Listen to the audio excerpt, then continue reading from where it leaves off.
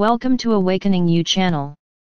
We hope you found something here that sparked your interest and assists you in your awakening journey.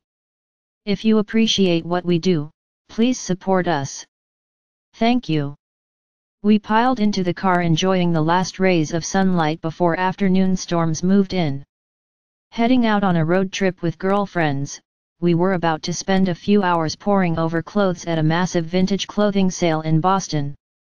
As we turned onto the highway, we giggled like schoolgirls about dating later in life, hiking adventures, and how happy we were to be together. For a moment, I sidestepped the conversation and thought about the gift of friendship and how this area of my life has changed so much in the last few years. I spent a good amount of my adult life traveling for work, and as a result, most of my close pals were located in different parts of the world. When I came home and stayed put for a while, I missed them a lot. And I felt lonely. I longed for local friends who could grab breakfast or enjoy a spontaneous walk or movie, and yet I felt too embarrassed to do anything about it. How do you make friends later in life without looking like a loser?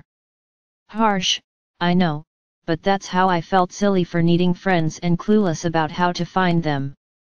That's until I started getting emails from readers who admitted the same thing, and I didn't feel so alone.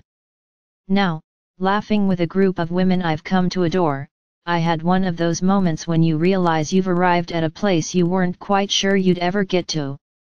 And because so many of you write and ask how to make new friends later in life, I wanted to share how I got here with you. I took risks. I went to places and did things that challenged me, and I forced myself to talk to people in spite of the fact that I'm more of an introvert than I appear. More specifically, I engaged in activities that were of interest to me and that required regular, ongoing visits.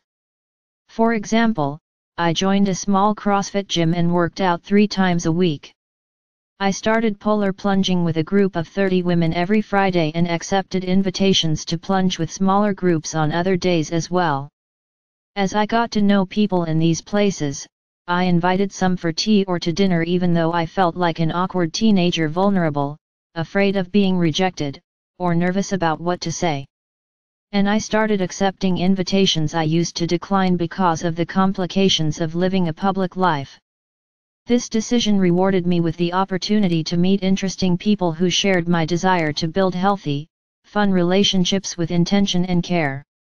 My risk-taking has paid off in more ways than I ever could have imagined. A willingness to show up in spite of how easy it is to stay home has gifted me with new friends who truly love, care for, and support one another. Turns out that if you are willing to be the awkward teenager long enough, you may just find a great group of kids to share your life with. There are so many people ready, willing, and hoping to make new friends, and if I could introduce you to the awesome folks in this community, I would. But you need to leave the house and strike out on your own. Your group is waiting. Get out there and play. Love, Cheryl.